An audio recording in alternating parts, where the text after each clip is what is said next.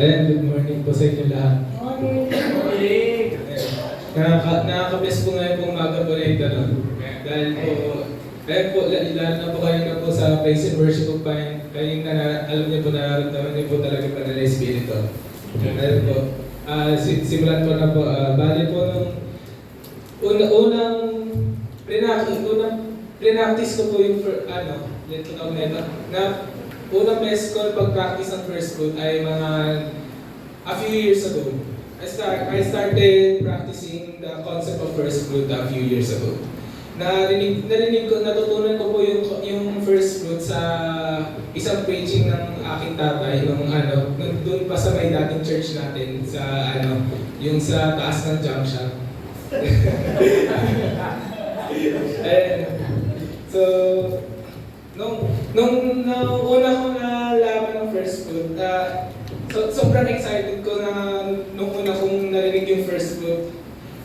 Lalo na pagdating sa sinasabi nating promise ng first fruit dun sa Proverbs chapter 3 verse 9 to 10. Ang sinasabi po dun sa may Proverbs po chapter 3 verse 9 to 10, honor the Lord with your wealth, with the first fruits of all your crops, then your barns will be filled to overflowing, and your vats will be brimmed over with new wine. Noong una ko po narinig po yun ay bigla po ako nag-feel with excitement dahil po ayun po sabi po dito, honor the Lord with your wealth, tapos He will fill your barns with plenty and your vats will be brimmed over with wine. Sino naman po hindi na excited po doon? Lalo na po yung sa promise po ng Panginoon. Tapos naman po, dahil po sobrang excited ko po sobrang excited ko po, gusto ko na po gawin po agad. Gusto ko na po may practice po at may apply po yung concept ng first po sa akin po ay. So yung ginawa ko po, parang every Christmas, lahat ng mga nakukuha ko ng Christmas, syempre po kapag Christmas po, marami po tayo natatanggap na regalo po, di ba? Sa bali sa akin naman po, yung lahat po na natanggap kong pera ng Christmas, ay bali pinag-ipon ko po yung tapos, yun po yung pinapang first fruit ko po. Dahil naman po estudyante pa lang naman po ako at wala po akong pwede source of income, wala po akong trabaho, bukod lang po sa mga binibigay po sa akin na pera po, occasionally po, kung meron man pong, ayun po, events po kagaya po ng Christmas at mga family gathering po yun. So, binibigay ko yung first fruit sa Panginoon via mga nakukuha kong pera sa Christmas.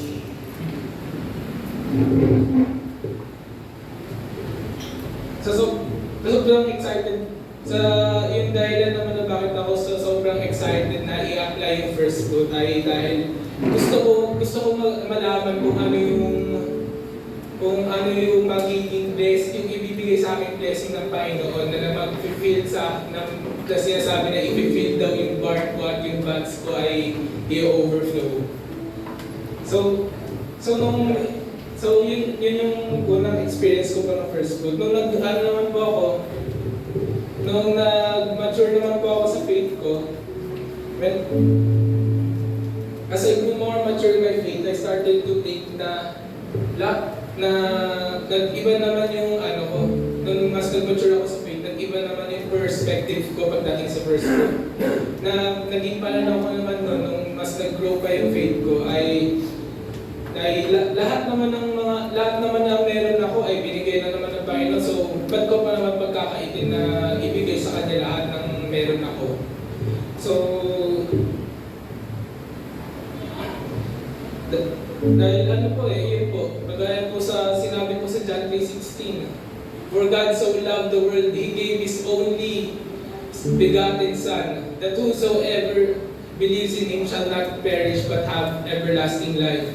Ayun po, binigay na po niya yung yung sarili po niyang anak yung kaisa-isa po niyang anak na mahal po niya. So, kung siya naman po ay binigay po niya lahat po na para mailigtas lang po tayo sa mga ating po kasalanan, ba't hindi pa po natin ba't papagkainin pa po natin yung maliit na pera na pwede man lang po natin ibigay sa Kanya. Tapos naman po, So, dahil po doon, according po sa Proverbs chapter 3 verse 9, I decided to honor Him with my wealth. At yun, I decided to honor God with my wealth sa pamamagitan po sa pag-practice po ng first fruit. Nung simula po nung nag-practice po ako ng first fruit, grabe po pagpapala sa akin po ng Panginoon. As in po, ano po eh, God works in mysterious ways po talaga. Meron po talaga may mga blessing po talaga na parang unexpected po dadating sa iyo na hindi mo po ina-expect. Tawag po naman po sa ganun po blessing ay unexpected blessings. Yun naman po yung mga blessings po na magugulat ka na lang na ano lang sa'yo, mapupunta lang sa'yo. At yung isa pong mga example po na kung gaano po ako blessed ng Panginoon, simula po nung nag-practice po ako ng first fruit, di ba po ano po, every year po nagkakaroon po tayo ng heart's desire. Maniwala man po kayo o ano po, simula po nung nag-practice po ako ng first fruit, is either lahat po or most po ng mga heart's desire ko po ay ano ng Panginoon, ay nabibigay sa akin ng Panginoon. Isa po example po nun ay, gawin na po natin example po heart's desire ko po last year. Isa pong heart's desire ko po last year ay magkaroon po ng sariling laptop para sa school ko. Kasi po, ano ko naman po ay, ano po ako nun eh, parang senior high school, grade 12 po. Nagkaroon po ako ng desire po na magkaroon po ng laptop dahil po na para po sa paggawa po ng mga assignments po at ng mga activities po sa school po. Dahil po yung kurso ko po noon, yung strat ko po ng senior high school ay MAUD po or Mobile App and Web Development. So bale, mostly po ano po siya, programming po yung ginagawa po namin. So ayun po, nung nagano po yung Heart's Desire, yun po yung isa po sa sinulat ko po sa Heart's Desire. Tapos ano naman po, a few months later naman po, nagulat na lang po ako nung punta po sina mami at daddy po sa nung nagbakasyon po sina mami at daddy sa Japan, na hindi po kami sinama. Ano po, pagka-uwi po nila, marami po silang pasalubong. Tapos nagulat po ako na isa po sa mga pasalubong po nila ay isa pong laptop po na napunta po sa akin. Sabi ko, wow, Lord, thank you po. May na po ako, may sarili na po akong laptop, di ko na po kailangan nilagay po yung laptop po ng aking tatay. Ayun. So, yun po talaga ako, bless po ng Panginoon sa first fruit ko. Di lang po yun, kada po kasi nagaan po, kada po heart's desire, palagi ko po sinasama po doon sa heart's desire po na ay mas mag-mature po ako bilang isang pananampalataya, bilang isang anak ng Panginoon at bilang isang tao po dito po sa naninirahan po sa mundo na ito. Hindi po nawawala po yun sa paglagay ko po ng heart's desire.